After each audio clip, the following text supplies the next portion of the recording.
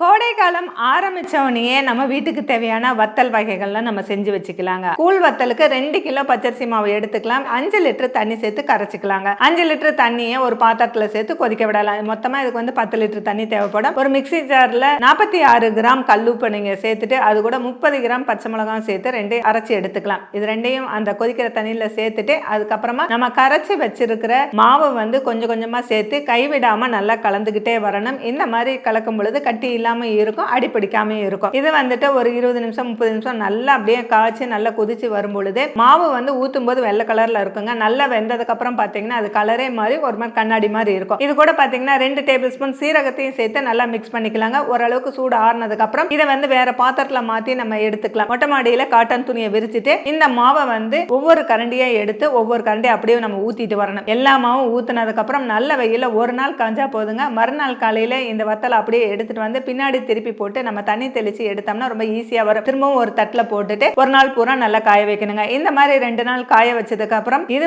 நல்லா கிறிஸ்பியா இருக்கும். இது எண்ணெயில பொரிச்சு சாப்பிட ரொம்ப டேஸ்டியா இருக்கும். இதை ஒரு ஏர் டைட்டான பக்கெட் அல்லது கண்டெய்னர்ல நம்ம ஸ்டோர் பண்ணி வச்சுக்கலாம். வெயில் காலத்துல செய்யக்கூடிய வத்தல் எல்லாமே ஒரு வருஷம் வரைக்குமே நம்ம பூச்சி பிடிக்காம நம்ம பாத்துக்க முடியுங்க. இதோட ஃபுல் வீடியோ உங்களுக்கு பார்க்கணும்னு நினைச்சீங்கன்னா கீழே லிங்க் கொடுக்குறேன், போய் செக் பண்ணி பாருங்க.